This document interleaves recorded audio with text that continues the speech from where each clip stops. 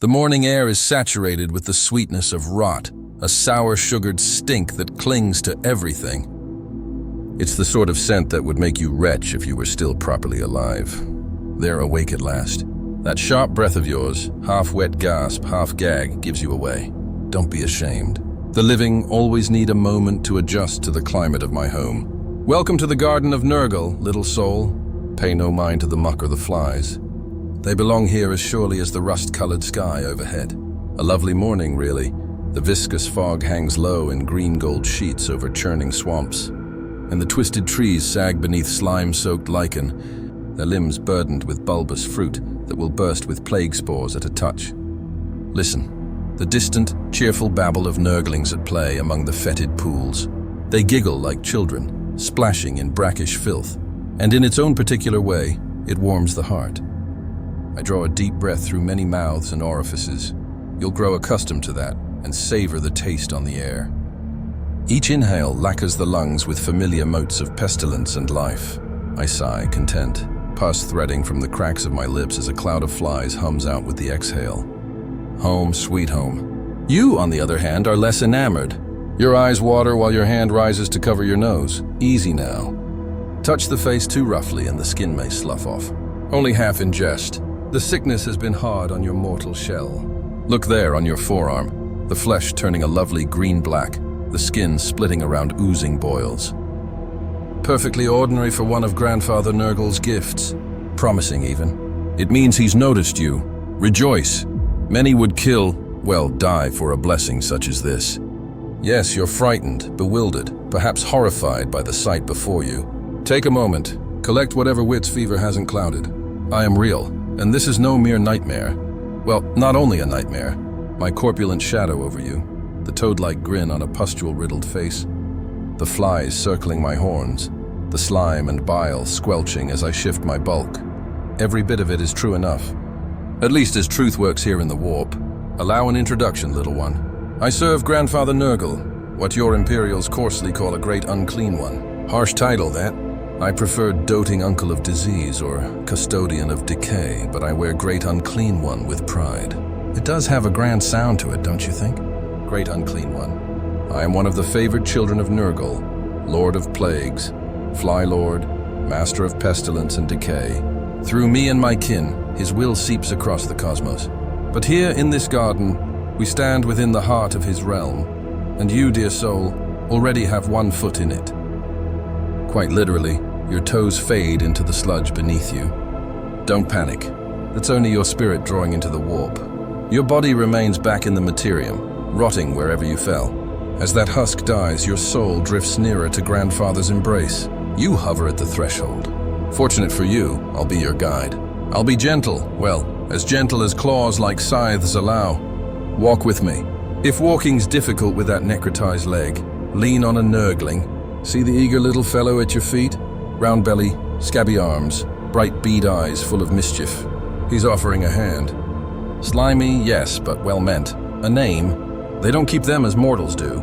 I call him whatever amuses me. Squishable, pustule pup, what have you?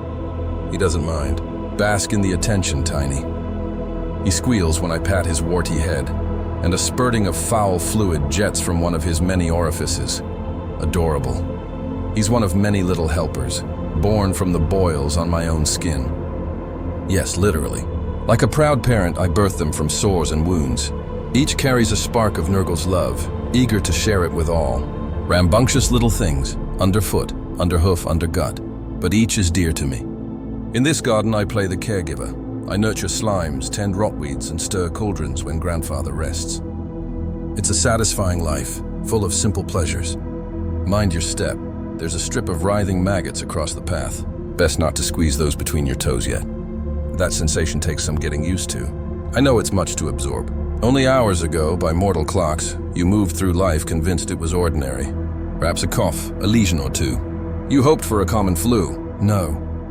Your cough was my first hello, and the fevered delirium was me whispering from the corners of your dreams.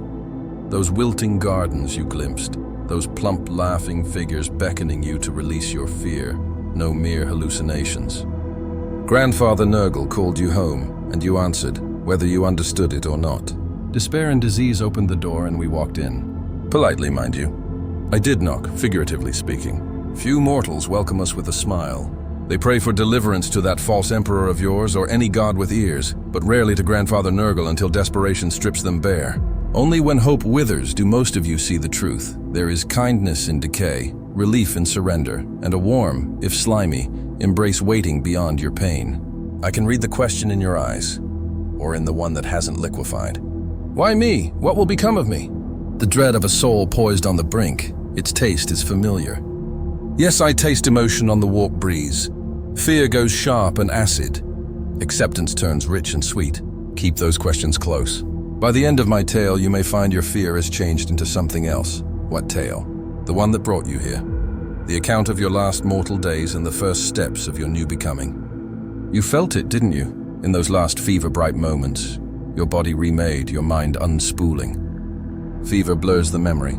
Let me stitch the gaps. Sit by this great toadstool. Gently. It belches spores if jostled. There, as comfortable as fungus allows. Ah, human femur. Grandfather's gardening tastes run eclectic. I'll just shift that aside. Now a little refreshment. A bowl of broth. Mortals get hangry, half hunger, half ire, when their flesh begins to feed on itself. One moment. Stir, stir, bubble and blur, bring soup for our guest. The cauldron perks up at my call. A thick bubble vaults from its brim, sails through the rank air and settles into my outstretched palm, congealing into a bowl. Try a sip, no? The rot has your nose clogged. More for me. Corpse starch chowder with a note of mildew, an acquired delight, but among my favorites. Where to begin your story? With a little planet, a little city, and a little cough that unmade everything. Picture your world, the one you knew before it yielded to blessed ruin. A few weeks past, it was a planet like any other under the Imperium's stern eye, crowded with busy little humans, devoted to their routines and their god-emperor. You remember it, perhaps? Hive City spires scraping a polluted sky. Workers, nobles, soldiers jammed within metal walls, all oblivious to the doom creeping closer. Your city, its name escapes you? Fever steals such things. Vanis Prime, yes. Hive Vanis Prime on the planet Septivol. Aptly named for what followed, though mortals miss the irony. Septoval does sound like septic, doesn't it? It began quietly, one cough as promised. A single sick man in the lower manufactorum, a nobody. Dockhand, water hauler, what does it matter? He came home sweating, lungs tickled. By morning he burned with fever. His back erupted in pustules. The Medicare attendants blamed industrial exposure, poor fools with their tidy explanations. They ferried him to the infirmary, fed him corpse starch broth and recaf, and ordered rest. Patient zero, as you'd call him. I watched through the eyes of a particularly fat fly on the infirmary wall while his skin turned a deep plum under a sickly pallor, and vomit black as pitch dribbled from his lips. Within hours he shook and babbled, mad with pain and dread, and yet a kind of relief crept into his mumbling. The fly that was my eyes crawled closer, and I heard him whisper through cracked lips, "Emperor, save me, please." Faint, even then, as if some part of him knew no emperor would answer. By the time he expired, the plague had rooted. Every nurse, kin, and co-worker who drew near in those first days carried it away. A pat on the shoulder, a shared cup, a cough in a tight hab corridor. Trivial gestures turned into vectors. 2 days later, dozens lay abed with fever. In 500s. Wards overflowed. Officials still had no idea what they faced. They tried the usual, lower-level quarantines, notices to stay in habitation. Governors hate to dent productivity, but administratum clerks had to admit something was amiss. Rumor outran the sickness, murmurs of a new virus, of off-world contamination, and bolder whispers of something worse. Chaos, they muttered behind closed doors, as if the word itself could bite. A handful were ahead of the curve, the joyous few in on the secret. The cultists. Blessed brave souls laying the ground for my grand arrival. You didn't know a Nurgle cult nested in your city. Not until too late. They hid for years.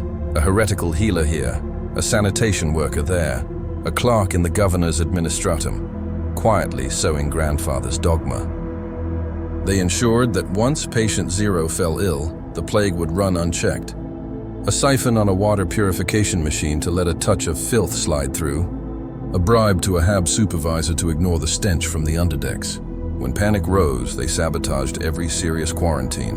One devotee, Emil, if memory serves, deliberately infected himself, stumbled into the central air recycling plant, and slashed open his own boils into the water supply. What a fountain he made. Blood and pus rode the city pipes, bearing Grandfather's benedictions to thousands at once. He died smiling, knowing he'd be reborn in our garden. Within a week, Vanis Prime drowned in plague. Entire hablocks fell silent but for wet coughing and the groans of the dying. The lower hive, where it started, became a charnel house.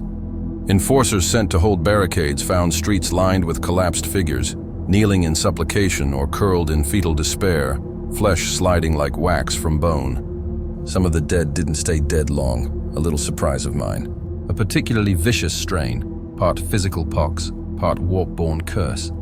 They call it zombie plague, or curse of unbelief in certain dusty inquisitorial tomes.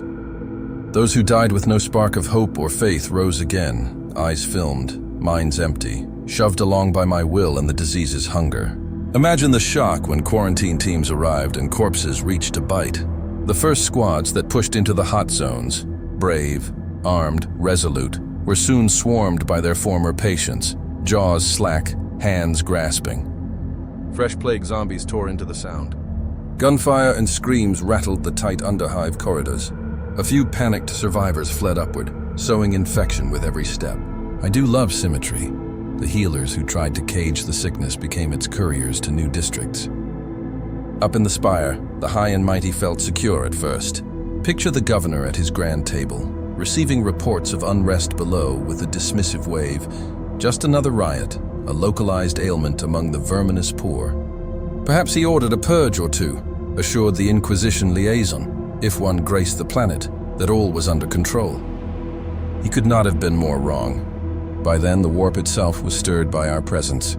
The astropaths may have tried to scream for help, but Grandfather had already netted the skies. No signal left that world. Isolated like a quarantined leper, it was left to fester and die alone. By day 10, the mid-hive buckled.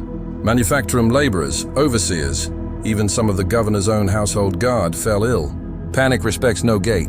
When the first vomit-slick victims stumbled into the grand central plaza, where the spire's elite strolled among imported trees, the illusion of safety shattered.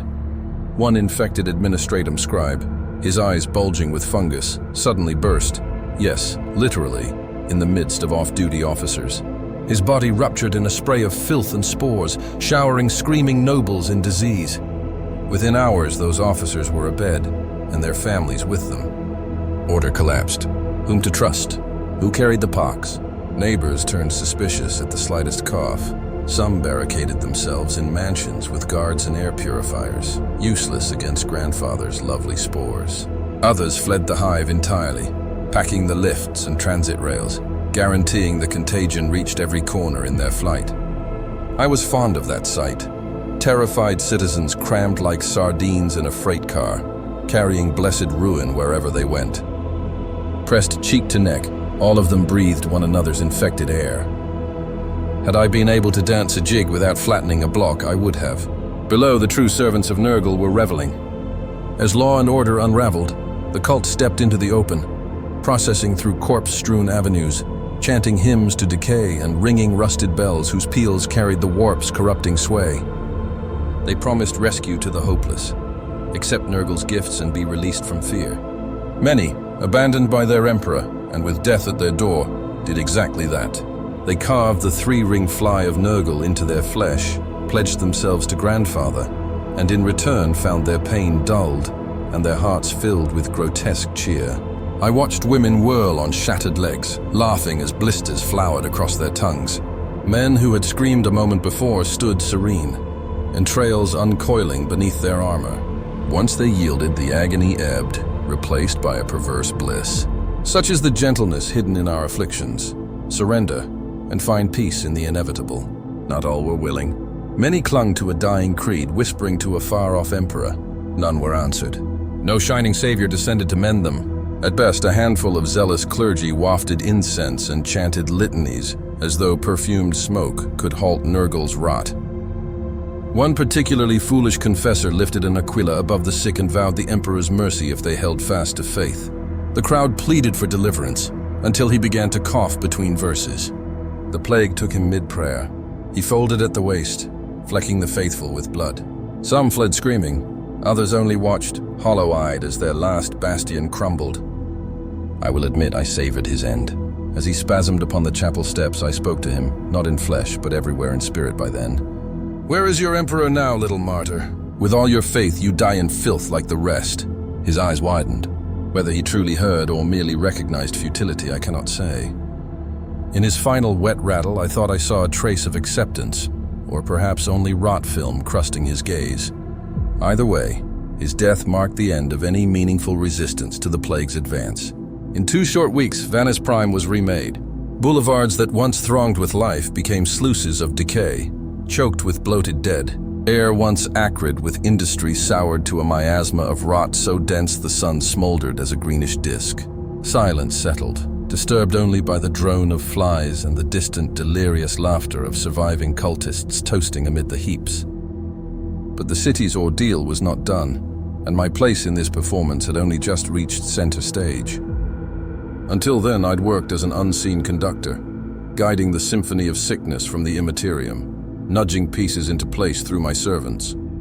The plague alone was beautiful, but Grandfather and I had more personal notice to bestow. The hour had arrived for a proper visitation, for Nurgle's true servants to claim this plague-swept prize. When the veil finally tore, I remember it well. The psychic reek of despair and mountains of ripened corpses had thinned reality's skin to paper. With a joyous shove, we broke through. Imagine the sight for any mortal left alive to see it. In the central plaza of Vis Prime, once a proud mart, now carpeted in rot, the air itself split with a thunderous rend. A wound of sickly green light opened, swirling wider like an infected gash. From it poured Grandfather's garden-made flesh. I came first. With a triumphant roar that rattled shattered windows for miles, I forced my vast bulk into the world. One heartbeat, the square held only flies and the whimpering of the dying. The next, I towered there. 3 stories, a mountain against the toxic sky, arms upraised in exultation. The ground quaked beneath my elephantine tread. Slime and bile poured from me in rivulets, each splash spawning life. Mushrooms sprouted where pus fell. Worms and centipedes writhed wherever my blood kissed stone. My laughter boomed, deep, gurgling delight. After so long bound to spirit, to feel bones crunch underfoot and taste fear in the material air again, it was sublime. Behind me streamed more of Nurgle's children. A pranking tide of Nurglings tumbled out, carpeting the plaza like gleeful vermin. They bounced on fat haunches, toppled barrels, smeared gore over everything, and played toss with severed heads the dying had left behind. Then came the plague bearers, our tireless tallmen, tall, attenuated figures with cadaverous frames and a single burning eye, each hefting a rusted blade and scroll and quill. They marched in ordered files, droning together. Listen, you can almost recall the cadence. 7 by 7, the tally begins. In that dry monotone, they counted every corpse and infection. Scrupulous stewards of Grandfather's largesse. Several bloated beasts of Nurgle followed, gargantuan slug creatures with trailing tentacles and yawning maws, overgrown pestilent pups eager to smother any with sticky affection. One barreled past me, squealing as it bounded after a fleeing plague victim like a dog after a toy. The poor man's legs failed quickly. The beast pounced, rolled, and ooze crushed him to paste. When it lifted off, he was only a red-green smear. Puzzled, it nudged the mash, unable to grasp death as more than an end to play. I gave it an encouraging pat, well, more like an entire head's worth, and it slithered on in search of new friends, drawing a glistening slug trail behind. Nor was the pageantry confined to the ground. Overhead, the roiling clouds split to reveal silhouettes descending, a scatter of rusted dropcraft and spearing bolts of teleport light. The Death Guard had come to harvest the fruits. Through the smog, I glimpsed corpulent figures in ancient power armor trudging from their landers. Once proud ceramite, now corroded and foul, hung with swaying censers that belched plague smoke and tipped with spiked icons of Nurgle. These traitor Aris, mortals elevated by Grandfather's favor, waded through sludge and corpses with a slow, unstoppable gait. One squad of plague marines strode from a cloud of spores at the plaza's rim, bolters ready. I knew their leader by the fly-eaten banner fraying on his pack and the ornate plague knife in his fist, a champion of Nurgle, distended with disease and pride. His voice rattled through a vox grill clogged with phlegm as he surveyed the field. "Our work has borne ripe fruit, brothers," he rasped, laughter bubbling beneath. "This world is truly blessed by Grandfather." They advanced to link with my demons, picking off stray movement with casual shots. A delirious woman, half her face gone to rot, staggered toward them, perhaps seeking aid. The champion simply lifted his bolt pistol and pulped her without breaking stride. Her body popped like an overripe grape, lacing the wall in ichor. "Amen," he spat, almost pious, as if conferring benediction by obliteration. I lumbered to meet them, my tread shuddering the stones. They halted, gazes climbing and climbing. Even those hardened post-human killers paused, awed for a breath by my girth and presence. To their credit, they did not blanch. I suspect grins hid behind cracked helms. One Marine, bareheaded, his face cratered with oozing sores, dipped a respectful nod. "Father Nurgle be praised," he wheezed. "The Great One walks among us." I answered with a wide bow, my gut nearly scraping the ground as I chuckled. "Rise, my brothers in rot," I boomed, my voice like bubbling tar. "Grandfather is pleased with your labor." And he was. Through the empathic link, I felt Nurgle's delight spread like comforting fever. The Death Guard had sown the seeds. Perhaps it was their vector that first slithered the plague into the hive via tainted cargo or a rite in the deeps. And I, as his demon, had come to reap. Together we would secure this world as another garden to the plague god. Their fists thudded to breastplates in salute, corrupted metal clanging. Formalities complete, we turned to the final task, snuffing the last resistance in the upper city. The cult and the pox had dispatched most of the populace, but my senses pricked at sparking life here and there, particularly a bright knot of frantic souls barricaded behind the heavy gates of the governor's palace. Ah yes, the governor. Against odds, a handful of him and his retinue survived behind honeycombed ceramite and purity seals. They'd sealed the palace early, shooting any who approached, sick or not. Now it was likely the last holdout of untainted humans in the hive. They must have watched in dread as my host spilled into the plaza. As we neared the towering gates, fire raked down from the murder slits.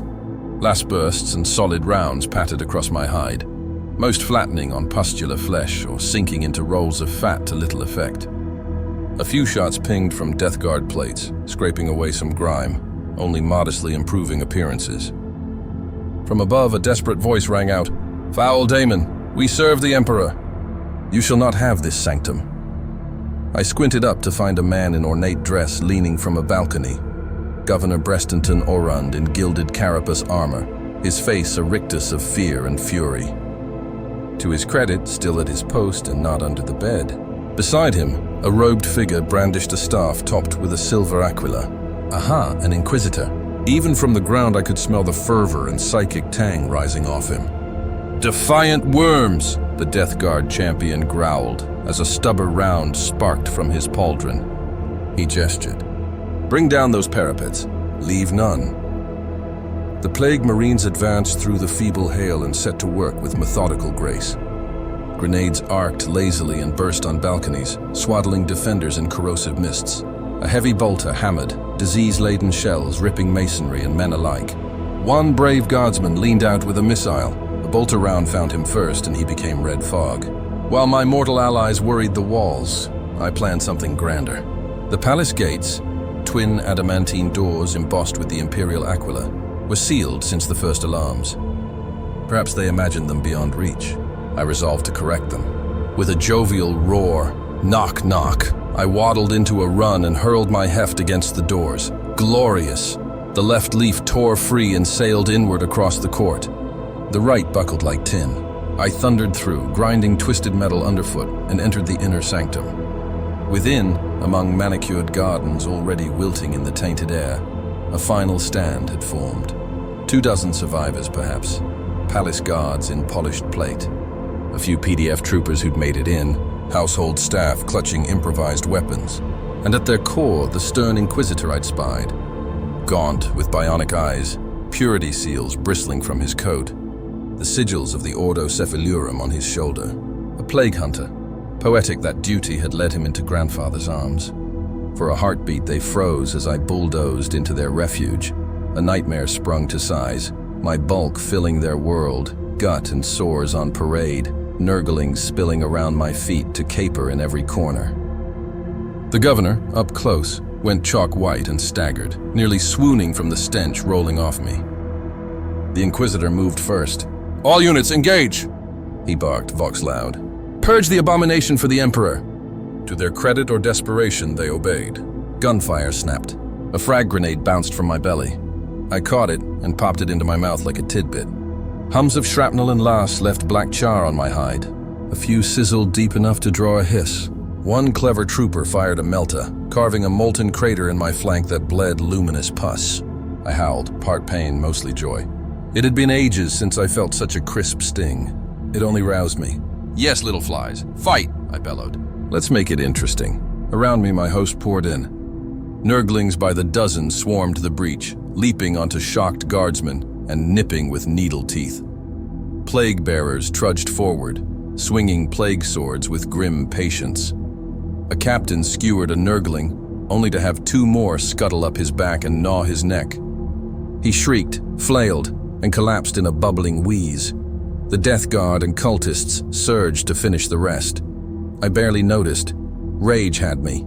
A red, perhaps green haze filmed my sight. I remember rending into a knot of guardsmen with bare hands, tearing one in halves and whipping his torso like a flail to scatter the others. My Nurglings, feeling my mood, went feral, cackling as they worried any still moving. I reminded a few not to kill them all. Grandfather desired living infected to savor, but wrath had me, and gentler instincts waned. At the center, the Inquisitor raised a right.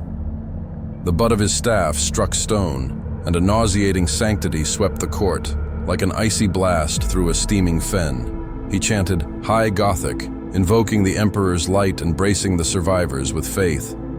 I saw a plague bearer stagger, smoke threading from the sigils carved in its rot as the hymn touched it. A Death Guard Marine snarled as ancient wounds flared with pain beneath the holy syllables. A harsh prickling crawled across my hide, as if 1,000,000 of my cherished flies were crushed in the same instant.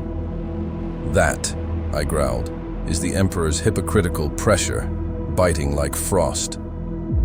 "Silence that corpse worshipper," I gurgled, humor draining away. I lunged, swinging a colossal arm in a broad arc and swatting a knot of guards aside like rags, my gaze locked on the Inquisitor. He met my stare without flinching, hoisting a small radiant skull relic that scorched my vision like staring into the sun. "Back to the pit, demon," he cried. "In the Emperor's name, I cast you out." For the first time in that entire campaign, true pain lanced me, spiritual, searing. The relic's golden blaze scalded my very essence. I recoiled, throwing an arm up to shield my face, and a torn roar ripped out of me, a sound I had not made in centuries. Fear. Yes, I admit it. A tremor of fear shook my being as the Emperor's power, channeled through that hallowed bauble, tugged to rip me from the mortal realm. I felt the sick pull toward the warp as sanctity tried to sever my moorings to real space. Around me, lesser demons shrieked and dissolved into foul vapor, banished by that light. Several Nurglings burst like overfilled blisters, squealing as they winked away. I staggered, my mass suddenly unsteady, my edges melting against reality. Unreality flickered along my limbs, one arm phasing between meat and ectoplasm. Rage and panic boiled up. No, this would not stand. The Inquisitor pressed his advantage, stepping forward with bold, quickened chant. The survivors rallied to him, hope kindling in their eyes. Imagine that, wretches daring to believe they might unseat us. I will not forget his face, stern, exultant, convinced he would banish a great unclean one with faith and a trinket. For a heartbeat, Even I wondered if this was my end, unmade by a fanatic's prayer. But Grandfather Nurgle tests us, that we might grow. In crisis, desperation and fury sharpened to a single base answer. Through the blaze of pain, I chose the simplest act. I spat. Mustering the strength left in my wavering form, I dredged up the most caustic clot of phlegm and bile from my depths and spat it at the Inquisitor. The glob struck his chest full on. To his credit, he did not fall at once, but the chant shattered as he gasped at the burn. My bile hissed through inquisitorial robes and into flesh. A steam, curled up where it struck, as though my vomit seared the purity off his soul. He reeled, the relic dipping as he clawed at his breast. That heartbeat was enough. A trio of Nurglings, brave little avengers, sprang onto his back with feral zeal.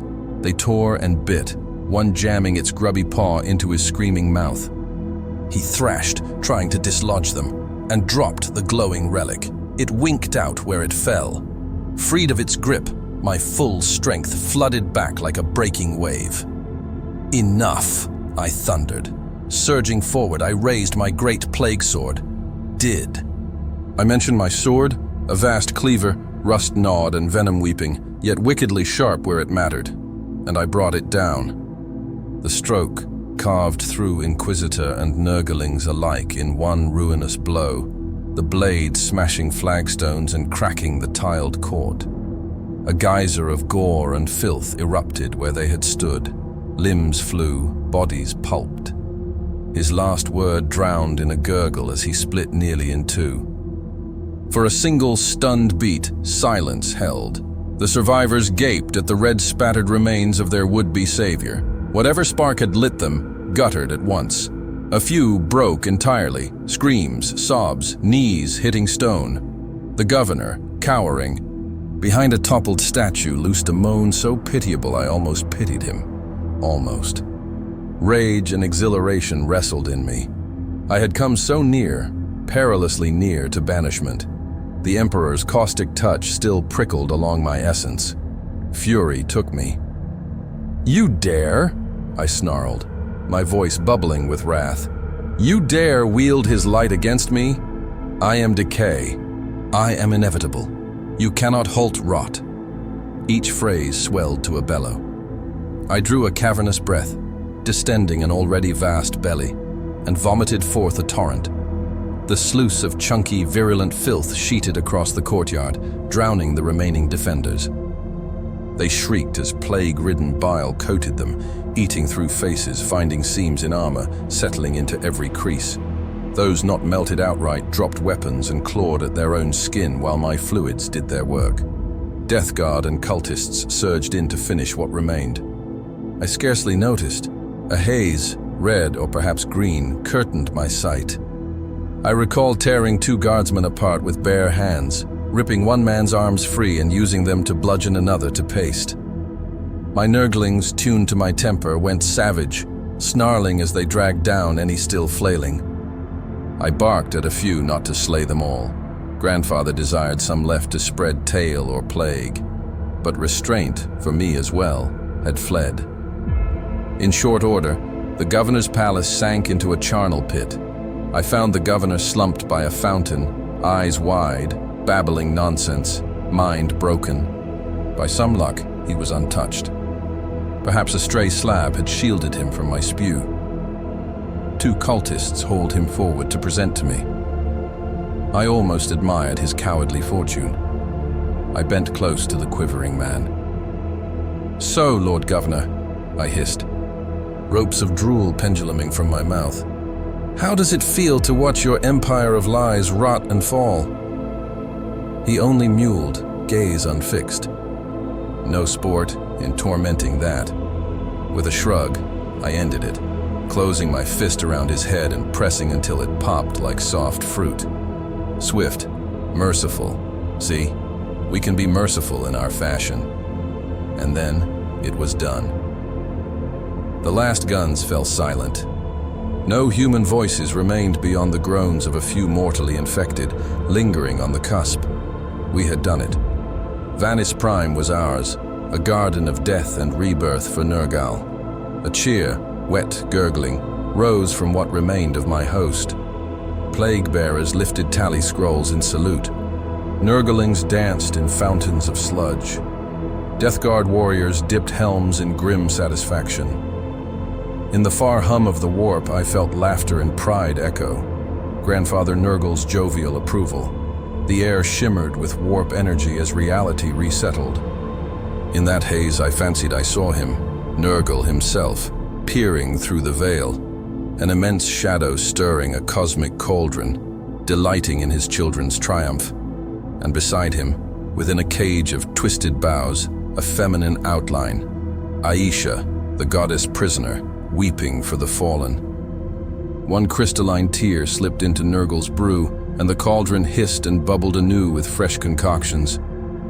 Another world fallen to the plague god, another turn in the endless cycle of life and death. We set to consolidating the victory. The Death Guard spread out to seize control, raising foul icons and summoning pits at the city's key nodes to anchor the warp's sway. They would remain to. Ensure this world stayed a haven for Nurgle's domain and could not be easily reclaimed. I busied myself extending the garden's touch, quite literally planting decay. With broad gestures, I coaxed mold and creepers from the palace remains. Sickly green vines, their tips swollen with dripping venom pods, climbed the marble pillars. Flowers of rot, hideous and beautiful, opened across heaps of offal. The Garden of Nurgle pressed into real space, reshaping the hive into a small echo of Grandfather's realm. Even the weather began to turn. The pall of clouds above churned toward a permanent drizzle, filth rain to soak the soil, ensuring nothing wholesome would root again, only the profane flora of chaos. Within days, whatever life still flickered across the globe winked out. The outlying settlements and far colonies succumbed without us needing to pay them more than a passing thought. Nurgle's plagues rode the winds and nested in vermin bellies until they found every last holdout. All of Septivol became a single vast charnel house, quiet, swollen, and ready for Grandfather's further cultivation. Amid that hush, I finally noticed you. Yes, you? Do you remember the moment? Likely not. You were barely conscious. I recall it perfectly. After the battle, once rage cooled and jubilation took its place, I found you in the palace courtyard, slumped against a toppled statue, a young soldier with sunken eyes, armor split, alive by the faintest thread. I lumbered closer. You were propped at the base of some long-forgotten imperial hero. Your last weapon slid from your fingers. Below the knee, one leg was gone. There it lay a few meters off, gnawed from the stump by a beast of Nurgle, perhaps. Your blood had pooled around you, oddly mingled with the sticky sheen of my bile. You must have been brushed by the edge of my spew, a blessed baptism of infection. When I peered down, you lifted your head a fraction. Emperor bless you. There was still enough left in you to glare up with either defiance or delirium. Your lips moved, one word, I think. Monster? Emperor? Or only a wet croak? I prefer to imagine a curse. It's more theatrical. And yet, in that instant, I felt something like admiration. Here was a mortal who had watched everything they believed in rot to sludge, whose body was ruined and riddled with my gifts, but in whose eye a stubborn spark still gleamed. Deliciously obstinate, perfect. I bent and, surprisingly gentle, scooped you into one vast hand. You weighed nothing to me, a rag doll slick with blood and disease. You thrashed weakly, and I hushed you like a parent stilling a fretful child. Hush now, I cooed through the rasp. Your fight is done, little one. You've been so brave. Around us, my followers watched with curiosity. A Death Guard Marine stomped over, perhaps assuming I meant to end you. Shall I execute this one for you, Great One? He rasped. I snarled, a sudden protectiveness in my tone. No, this one is special. He tilted his helmeted head, confused, but did not argue. He turned back to his duties and left us. You were special. I knew it then, perhaps intuition, perhaps a whisper from Grandfather. I sensed you were destined for more than an ordinary death. I cradled your broken body. The battle fog had gone, and I was jovial again. You'll be coming with me, I chuckled, though your fever-bright eyes were already rolling back. A moment later, consciousness slipped away entirely. Your body finally quit in my grasp. Perfect. It spared me the waiting. I could feel your soul loosening from that ruined flesh, drawn like a moth to warp light. "There you are," I murmured as you died. Your body went slack, a corpse at last, but I did not drop it. Right before me, a faint shimmer, your departing spirit, shapeless but present. With a pleased gargle, I snapped my free hand's fingers, opening a small portal, a personal path back to the garden. Caught in Nurgle's pull, your spirit drifted willingly into my domain. Like a kindly reaper, I ferried you home. And so here we are, full circle. Now you see how you ended curled in this pleasant corner of the garden, listening to my tale. I can see recognition flicker in your remaining eye. Yes, your last stand, your futile heroics, your death, and your rebirth. The truth settles in nicely, like a warm fungal growth spreading through your thoughts. After I brought your soul across, it needed time to take on shape. I carried you like a precious spore, tucked you into a comfortable puddle beneath the boughs of a suppurating tree, and let Grandfather's blessings work. You germinated beautifully. Look at you now. I remember my own spawning, popped from Grandfather's cauldron as a wee Nurgling, and look at me today. We each have our path. Go on, examine yourself. Stretch your arms. Ah yes, only one now, no matter. See how the flesh gleams with mossy corruption, knitting even as you watch. Tough, leathery, and tinged a lovely swamp green. That's your new hide, a clear improvement over the fragile pink you wore before. Your stomach hangs open a bit already. Your innards slosh at their own whim. But notice there's no pain. It feels right, doesn't it? Like loosening a belt after a hearty meal. Relief.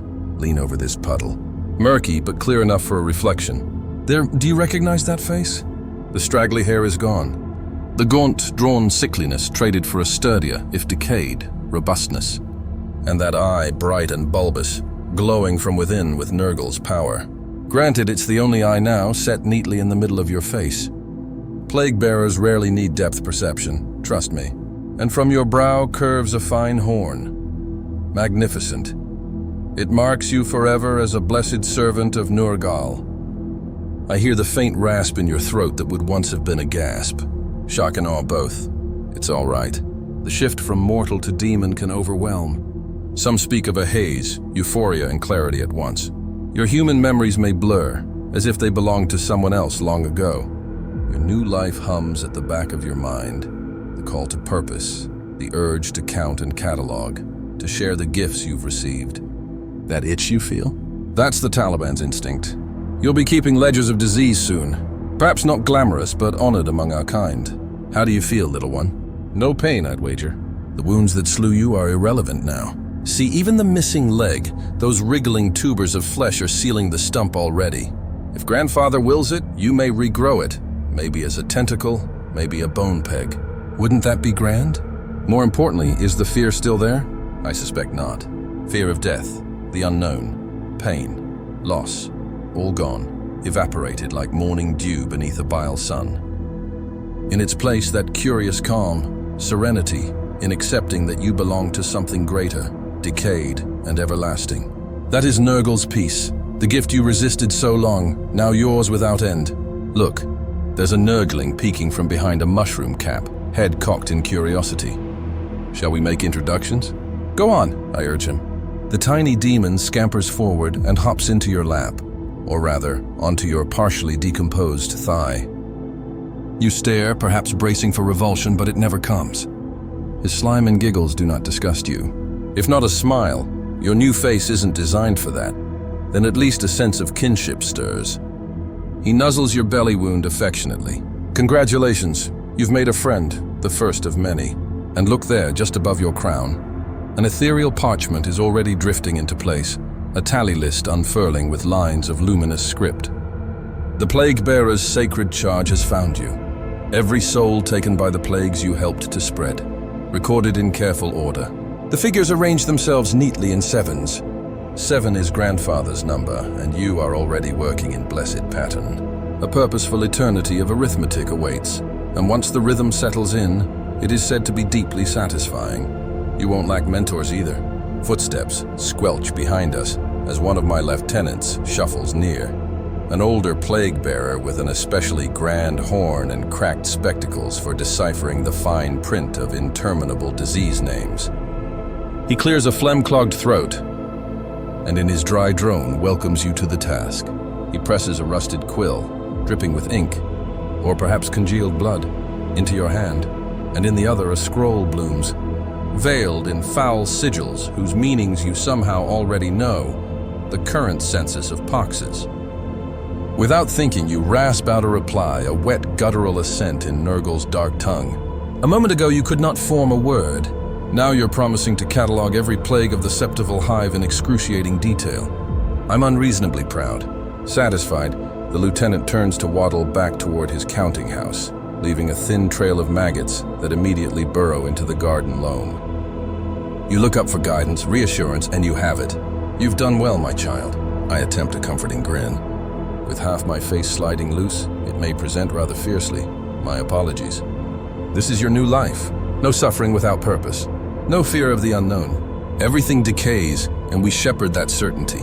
We are the cure for the lie of immortality. In our embrace, all living things discover meaning. A fat corpse blue fly settles on your shoulder. Another perches on your horn. You don't mind in the least. They are kin now. Far off, a great bell tolls, and Grandfather Nurgle's laughter rolls like thunder. Perhaps he has noticed you, a new entry in his host. Perhaps that bell marks your birth into his service. I set one heavy, careful hand upon your hunched shoulder and bid you rise. Come, little one. There is much to do and eternity to do it. You heft the tally scroll and quill with a budding eagerness that is music to my senses. Where once you shook with terror, you now hum with purpose. We set off, and I hum a lilting plague hymn. A gaggle of Nurglings patter after us like ducklings. You hobble in time at my side, your solitary eye drinking in the grotesque wonder with something like contentment. The odor is almost quaint once ignored, and soon you will scarcely notice it at all. The path breaks open onto a vista of Nurgle's realm in its full, ungainly splendor. Endless swamp gardens rolling to the horizon, rot and life braided together. Forests of skeletal trees bow beneath shields of glowing fungi. A great bog bubbles with foams of many colors, where a gigantic demon slug wallows contentedly, shedding slime that will one day irrigate withered fields. In the middle distance, a rusted brass watchtower exhales thick clouds of spores into a sickly yellow sky. Along a ridge, a procession of plague bearers trudges by, their droning work song oddly merry as they ink fresh plagues into ledgers. Overhead, flocks of rotflies buzz, carrying pollen from corpse garden to corpse garden, sowing new life in death. Vast, alive, forever changing in its decay, this realm now includes you, forever. Before we drift back into the oozing undergrowth, I study you once more. Not so terrible, is it? You answer with a low, echoing grumble I choose to take as agreement, perhaps even a chuckle. Your new voice is hard to read, but your spirit is easy. It is at peace. Welcome home. Grandfather Nurgle has been waiting. Do not trouble yourself over the world you left. It lies still and silent now, forever in Grandfather's embrace. The Imperium will remember it, if at all, as a blighted loss. Here, though, that world has blossomed anew, a little shard of our paradise, rooted in real space. There is much for us to do. Tomorrow, perhaps, I'll show you how to stir one of Grandfather's cauldrons. With luck, he'll let us brew a fresh pox. It's a favorite morning chore, and you'll grow to love it. Do well, and who can say? Promotion comes to the diligent, an extra head, a herald's horn. The possibilities are endless and endlessly grotesque. Those lessons can wait. For now, our work calls. So many delightful things to count, and unnumbered worlds still craving a measure of corruption. The cycle continues, life, death, life again, and we, with a jaunty tune and a spring, or rather a squelch in our step, will see to it that all ends in rot and is reborn through it. Come along then, our eternal labor begins.